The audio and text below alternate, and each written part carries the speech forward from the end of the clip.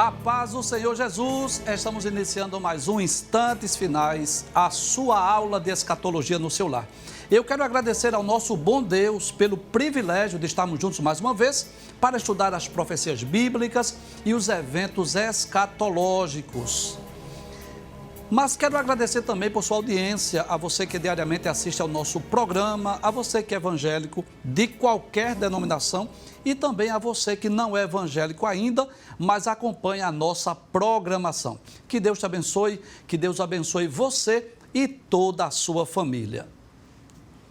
No programa hoje nós vamos concluir o estudo acerca da sequência dos eventos escatológicos.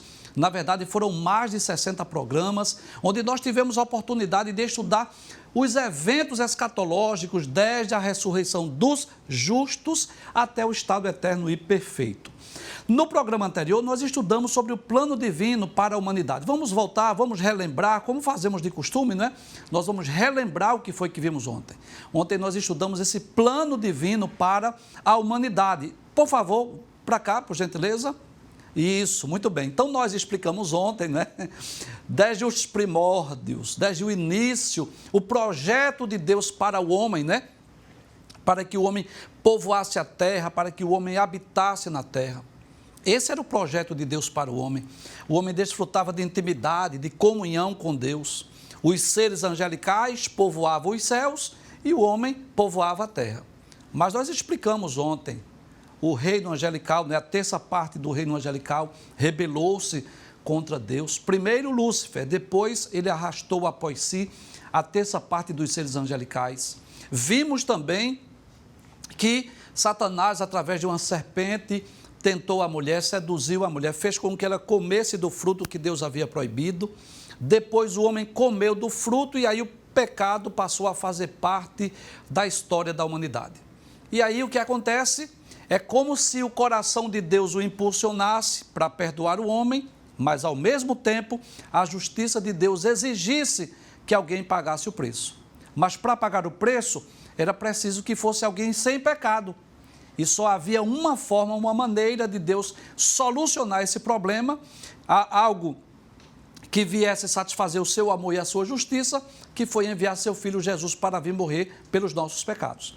Então Deus deu a lei aos filhos de Israel, ao povo hebreu, porque a lei tinha esse propósito de conduzir a Cristo e mostrar a pecaminosidade do homem. A lei tinha esse objetivo de mostrar que sem derramamento de sangue não poderia haver perdão de pecados. Depois Jesus veio ao mundo, morreu por nós, derramou seu sangue lá na cruz e aí começa a história da igreja, a igreja pregando o evangelho, anunciando a salvação a todos os homens, né? E a partir daqui nós já estudamos, não vamos relembrar porque você já sabe, onde segue a sequência dos eventos escatológicos até que tudo voltará novamente a ser como era no início, no princípio, né? A única diferença é que agora, além dos seres angelicais, a igreja também estará habitando no céu no futuro e os homens oriundos do milênio habitarão na nova terra, que não é um novo planeta, e sim a terra restaurada. Hoje nós vamos estudar os 4 primeiros versículos do capítulo 21 do livro do Apocalipse. Pode passar a tela, por gentileza? Onde nós vamos estudar sobre o estado eterno e perfeito, né? Temos aí uma imagem meramente ilustrativa, só para termos uma ideia dessa restauração. O estado eterno e perfeito fala da eternidade sem pecado, sem natureza pecaminosa, uma eternidade feliz e segura com Deus, com Cristo, por toda a eternidade. Hoje vamos estudar os 4 primeiros versículos do livro do Apocalipse. Pode passar, que fala exatamente sobre esse estado eterno e perfeito. Pode passar a tela, por gentileza. Então, no capítulo 21 do livro do Apocalipse, João disse, e vi. O que foi que João viu? Um novo céu e uma nova terra. Cremos que não é necessariamente um novo planeta, mas sim a terra restaurada. Né? Nós dissemos aqui em programas anteriores que no milênio a terra será parcialmente restaurada, mas na eternidade será totalmente, completamente restaurada e voltará a ser como era no princípio, lá no Jardim do Éden, onde os homens habitarão na terra sem a natureza caída ou pecaminosa e sem nenhuma possibilidade de queda, de pecado, porque o mal será banido da história da humanidade. E é interessante que nessa terra restaurada, João disse que o primeiro céu e a primeira terra passaram, não significa dizer que vão deixar de existir, mas que, vamos dizer assim, houve uma restauração, houve uma transformação, houve mudanças no céu e na terra que vai trazer uma nova realidade para os habitantes. E nessa nova terra, diz a Bíblia Sagrada que o mar já não existe. Nós cremos sim na literalidade do texto. O que significa dizer que os homens não viverão mais separados pelos mares, pelos oceanos, porque o mar já não existirá mais. Pode passar a tela, por gentileza. No versículo de número 2, João disse que além de ver um novo céu e uma nova terra, ele viu uma cidade. Pode abrir a tela, por gentileza. Ele disse, eu vi a santa cidade. Que cidade é essa, João? Ele diz, a Nova Jerusalém, que de Deus descia do céu. Uma cidade que foi planejada, foi arquitetada pelo próprio Deus. E mais uma vez eu torno a dizer, isso é uma imagem meramente ilustrativa, porque não há pintor, não há artista que possa descrever a realidade desta cidade celestial, que está reservada para os salvos no futuro. E como João não poderia compará-la a nenhuma cidade aqui da terra, não havia nenhuma cidade aqui no mundo que João pudesse comparar, ele disse que essa Nova Jerusalém é como se fosse uma esposa pronta, uma esposa que estivesse preparada para o seu marido. Então ele compara a Nova Jerusalém como algo que estivesse pronto, preparado para o marido, essa comparação que João faz. No versículo de número 3, é um dos textos mais gloriosos da Bíblia. Esse texto diz que esta cidade será o tabernáculo de Deus com os homens. O texto diz assim, João ouviu uma voz que dizia assim, eis aqui o tabernáculo de Deus com os homens, pois com eles habitará. E eles serão o seu povo, e o mesmo Deus estará com eles, e será o seu Deus. Se você está acompanhando o nosso programa já há alguns meses, você já ouviu dizer isso aqui, mas eu vou repetir. O desejo de Deus sempre foi revelar-se, manifestar-se, fazer-se conhecido aos homens. E é interessante que quando Deus deu a Moisés a ordem para que ele construísse o tabernáculo, que era uma espécie de um templo móvel, que servia de lugar de culto e adoração durante aqueles 40 anos de peregrinação. Deus disse a Moisés, e me farão um santuário e habitarei no meio deles. E ali, naquela arca, né, da aliança, onde havia o propiciatório, que ficava exatamente no lugar santíssimo, no lugar chamado Santo dos Santos. Ali havia a presença, a manifestação da glória de Deus. É claro que Deus não habitava naquele tabernáculo, mas podemos dizer assim que ali se poderia ver o Shekinah, a glória de Deus, a manifestação da glória de Deus. Era Deus habitando entre os homens. Mas é interessante nós observarmos que no futuro, na Nova Jerusalém, são os homens que vão habitar com Deus. Claro, em corpos gloriosos, em corpos incorruptíveis, em corpos incontaminados. Nós seremos semelhantes aos seres angelicais. Então, uma das promessas mais gloriosas para o salvo é que no futuro nós desfrutaremos da presença de Deus. E no versículo 4, a palavra de Deus nos diz que Deus irá pôr fim a todo o sofrimento. Veja o que diz o versículo 4. Diz assim, e Deus limpará de seus olhos toda lágrima.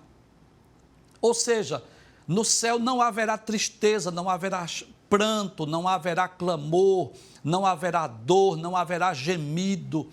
No céu não vai haver depressão, não vai existir nenhum sentimento ruim que há aqui na terra. Quantos sentimentos ruins existem aqui, né? Ira, inveja, enfim, ciúmes, contendas, tantas coisas ruins, tristeza, pavor, agonias, nada disso haverá no céu. O texto diz que Deus limpará de seus olhos toda lágrima. O que significa dizer que enquanto nós estivermos aqui nesse mundo, estamos sujeitos às intempéries da vida. Estamos sujeitos a momentos de tristeza, de pavor, de agonia, de desespero, de angústias profundas da alma. Todos nós estamos sujeitos. Mas haverá um dia em que Deus prometeu enxugar dos nossos olhos toda lágrima. O que significa dizer que na eternidade nós nunca estaremos tristes e nunca encontraremos ninguém triste. Mas não só isso. Ele disse que Deus vai enxugar dos nossos olhos toda lágrima. E ele disse, e não haverá mais morte. Que coisa interessante. Nesta cidade, ou no futuro, na eternidade, no futuro, não vai haver mais necessidade de cemitérios. Por quê? Porque lá não existe morte. Então, ninguém mais vai morrer depois de todo este plano, todo este projeto de Deus, não vai mais existir a morte. Nós já falamos sobre a morte aqui. A maior consequência do pecado chama-se a morte. A morte física, a morte espiritual e a morte eterna. E depois, quando passar a consumação de todos esses eventos que nós estudamos aqui no programa, diz a palavra de Deus que não haverá mais morte. Mas não só isso, o texto diz que não haverá pranto, nem clamor e nem dor, porque já as primeiras coisas são passadas. E é interessante que nessa imagem aqui, você vai perceber algo aqui interessante. Você vai perceber que está acima da terra a Nova Jerusalém, claro, uma imagem meramente ilustrativa, e aqui a terra restaurada. Esta árvore aqui simboliza a árvore da vida, onde as pessoas viverão felizes aqui na terra, e haverá com certeza pessoas que estarão habitando na Nova Jerusalém. Volta para o mapa, por gentileza, o plano divino para a humanidade, muito bem. Então nós já explicamos isso aqui ontem, não é? Que os justos, os salvos, aqueles que estiverem em corpos gloriosos e incorruptíveis, onde habitarão? Habitarão na Nova Jerusalém, a cidade planejada e arquitetada pelo próprio Deus. Os justos que estiverem em corpos físicos naturais, os justos que estiverem em corpos físicos naturais no milênio, para onde eles irão? Eles habitarão nessa terra restaurada. Pode voltar a imagem novamente de Apocalipse capítulo 21, versículo 4? Então, tanto quem estiver aqui na terra, quanto aqueles que estiverem no céu, não vão mais experimentar a morte. E por quê, professor? Porque quem estiver aqui nessa cidade está em corpo glorioso e incorruptível, será como os anjos. Não estará sujeito à morte, não estará sujeito a doenças, às enfermidades, às intempéries da vida. No céu não tem sentimentos ruins. Quem estiver aqui na terra, como é que essas pessoas irão sobreviver? Irão sobreviver comendo do fruto da árvore da vida. Como deveria ser? Volta ao mapa, por gentileza. Desculpe ir e voltar, mas como deveria ser lá no princípio. Observe que aqui, no princípio, havia uma árvore da vida. Então, esta árvore da vida que Deus ocultou dos olhos humanos, volta à tela, por gentileza, ela reaparece aqui na eternidade. Glória a Deus.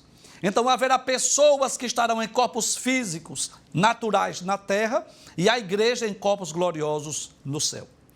E, claro, muitas pessoas fizeram essa pergunta, questionaram, e eu fiz questão de hoje, nessa nossa última aula dessa sequência dos eventos escatológicos, nós mostrarmos pelo menos, passa a tela por gentileza, 7 motivos ou 7 razões por que cremos que a vida humana vai continuar na Terra. Quero parabenizar a equipe de artes aí que preparou essa imagem belíssima aí, parabéns para a equipe de artes. Então, 7 motivos, 7 razões pelas quais nós cremos que a vida na Terra vai continuar.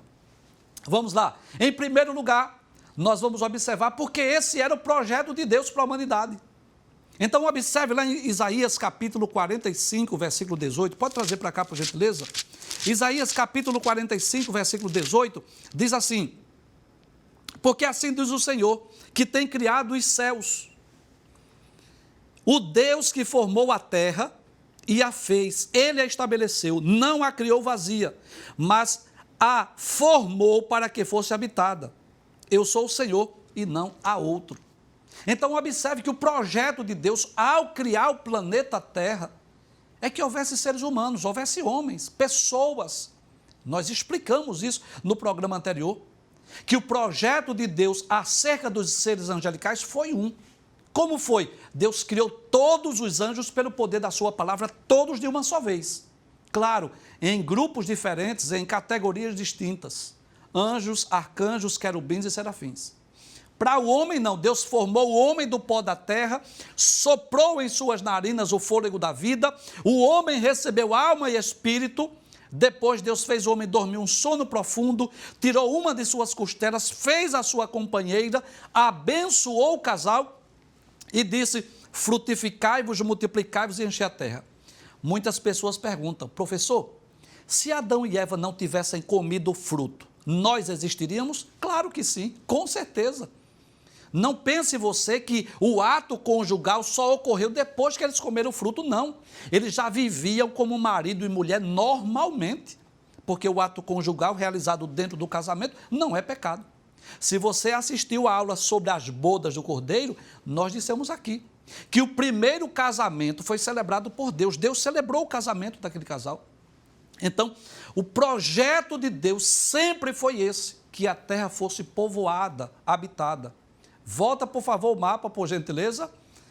O plano divino, sim, muito bem. Então, nós vamos perceber que a terra aparece aqui mais uma vez, porque este é o projeto de Deus, que a terra seja povoada. Em segundo lugar, a segunda razão pela qual nós cremos que haverá vida humana na terra. Passe a tela, por gentileza, vamos voltar. A segunda razão é porque a terra para sempre permanecerá. Já observou isso? Observe lá em Eclesiastes capítulo 1, versículo de número 4. Veja o que diz a palavra de Deus. Eclesiastes capítulo 1, versículo 4 diz assim: uma geração vai e a outra geração vem, mas a terra para sempre permanece. Então, a terra não foi criada para ser temporária, para existir por um pouco de tempo, mas para todo sempre. Veja o que diz o Salmo 37 e o verso de número 29. Salmo 37, verso 29. Diz assim: os justos herdarão a terra e habitarão nela para sempre. Glória a Deus. Observe que os justos vão habitar nela para sempre. Claro que esses justos não é a igreja. Esses justos são justos oriundos do milênio. Em terceiro lugar, porque a Bíblia diz claramente que haverá nações no estado eterno. Veja o que diz Apocalipse, capítulo de número 21, versículos 24 e 26. Que coisa interessante, não é? Muitas pessoas dizem: professor, nunca ouvi falar isso, enfim, mas estamos aqui para ajudar, né, para aprendermos uns com os outros, né? Apocalipse capítulo 21, versículo 24 diz assim: e as nações andarão à sua luz. Então, o que dá-nos a entender é que a Nova Jerusalém será uma espécie de um astro que estará suspensa sobre a terra. Existem duas interpretações para isso. Existe a interpretação que a Nova Jerusalém desce e cola com a terra. Eu não acredito assim, porque a cidade celestial ela vai descer de onde ela está, mas não acredito que ela vai colar na terra, porque essa cidade é celestial, espiritual. Não é para seres humanos, é para quem estiver em corpo glorioso e incorruptível. Versículo 24 diz que as nações andarão à sua luz. É como se as nações, além do sol e da lua, haverá ainda a luz da Nova Jerusalém. E os reis da terra trarão para ela a sua glória e honra, a sua adoração será trazida para essa cidade onde Deus habita com Cristo e com a sua igreja. Versículo 26. E a ela trarão a glória e a honra das nações. Então veja que coisa interessante, que a Bíblia diz claramente que haverá nações no estado eterno. Isso aqui não é milênio, como alguns pensam, porque o milênio foi registrado no capítulo 20. Aqui é capítulo 21, onde João já está falando de quê? Da eternidade, do novo céu e da nova terra. Em quarto lugar, a quarta razão pela qual nós cremos que haverá vida na terra, mesmo depois do milênio, mesmo na consumação de todas as coisas, é porque João viu uma nova terra. Veja que Deus não faz nada sem um propósito ou sem um objetivo. Tudo o que Deus faz há um porquê, há uma razão, há um propósito. Nada que Deus faz é obra do acaso. Pense comigo. Se todos os justos fossem habitar na Nova Jerusalém, qual o sentido de ter uma nova terra? Vazia, desabitada? Não vejo lógica nisso. Mas observe o que diz Apocalipse, capítulo 21, versículo 1. João diz, eu vi um novo céu e uma nova terra, que nós já dissemos, não acredito que seja um novo planeta, mas esse planeta que será restaurado. Se Deus vai restaurar esse planeta, é porque tem um propósito. Por exemplo, se você vê alguém restaurando uma casa, ou restaurando um móvel, um objeto, é porque ele quer usar, ele quer utilizar-se daquilo. Ninguém vai restaurar uma casa ou um objeto sem que tenha utilidade. Então, se nós estamos morando na Nova Jerusalém, qual o sentido dessa terra? Claro, haverá pessoas. Em quinto lugar, a Bíblia só fala de um arrebatamento. Vamos voltar para o plano divino novamente, por gentileza? Então, haverá um arrebatamento que será exatamente nessa ocasião aqui. A igreja foi arrebatada. Aí eu pergunto, os justos aqui que estiverem em corpos físicos naturais, aqueles que vão conviver com as feras, que nós falamos que a terra vai se tornar produtiva, que haverá muita fartura, muita abundância, que os homens não vão aprender a guerrear, não é nesse período? Como é que essas pessoas vão habitar na Nova Jerusalém em corpos físicos? Não acredito nisso. Então, há algum registro bíblico que essas pessoas vão ser arrebatadas? Não.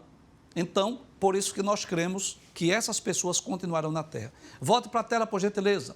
Então, não há dois arrebatamentos. Então, as pessoas que estiverem vivas na terra por ocasião do milênio permanecerão na terra porque não vão ser arrebatadas. Em sexto lugar, porque a árvore da vida aparece mais uma vez, reaparece. Volta, por favor, o mapa, o plano divino, por favor. Então, veja, a árvore da vida estava aqui. Quando o homem comeu do fruto, Deus pôs querubins, isso está em Gênesis capítulo 3, versículo 24. Deus pôs querubins para guardar o caminho da árvore da vida. Então, ela está no lugar, na terra, não tenho dúvida disso, mas que o homem não pode chegar lá. É como se estivesse oculto aos olhos dos homens.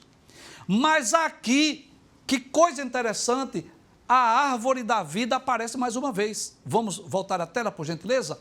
Veja o que diz a palavra de Deus em Apocalipse, capítulo 22, versículo 2. Diz assim, no meio da sua praça e de uma e da outra banda do rio estava o quê? A árvore da vida, que produz 12 frutos, dando o seu fruto de mês em mês. E as folhas da árvore são para a saúde das nações.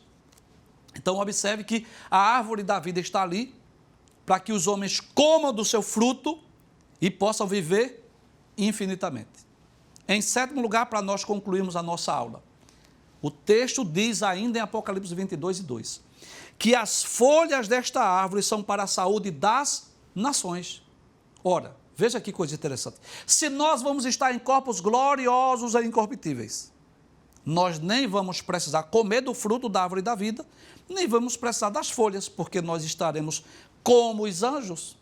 Para quem é, então, o fruto e as folhas dessa árvore são exatamente para aqueles que estiverem na terra em corpos físicos naturais. Bem, nós estamos chegando ao final dessa jornada, né, onde Deus nos deu a oportunidade de estudarmos desde a morte até o estado eterno e perfeito. É claro que nós reconhecemos as nossas limitações e sabemos que muitos mistérios não puderam ser revelados, porque eu confesso do fundo do meu coração que há muitas verdades que só quando nós estivermos lá é que nós vamos contemplar, é que nós vamos presenciar e nós vamos entender a realidade daquilo que está preparado para nós. Mas pelo menos nós procuramos, na medida do possível e dentro das nossas limitações, trazemos aqui um breve panorama desses eventos escatológicos, onde tivemos a oportunidade de conhecer um pouco, pelo menos, daquilo que a Bíblia diz acerca desses eventos escatológicos, né? Gostaria de lembrar mais uma vez que esses programas estão sendo postados no YouTube. Se você, por acaso, não pôde assistir algum deles, você pode revê-los lá no YouTube e nós teremos ainda a oportunidade de tratar destes eventos, desses assuntos, quando nós estivermos estudando o Apocalipse versículo por versículo. Por exemplo, nós não estudamos sobre a Nova Jerusalém. Então, sobre os materiais, sobre as dimensões da cidade, há muitos detalhes dessa cidade que está no capítulo 21 e capítulo 22 do livro do Apocalipse, mas há um propósito, há um porquê de nós não entrarmos nesses detalhes. É que nós estaremos comentando o Apocalipse, versículo por versículo, onde nós teremos oportunidade de estar vendo mais minúcias, mais detalhes daquilo que está reservado para os salvos no futuro. Eu espero em Deus que esses estudos, que essas aulas tenham sido de bênçãos para a sua vida e, se Deus nos permitir, nós estaremos em breve dando início a uma nova série, uma nova temporada do programa Instantes Finais, estudando o Apocalipse versículo por versículo.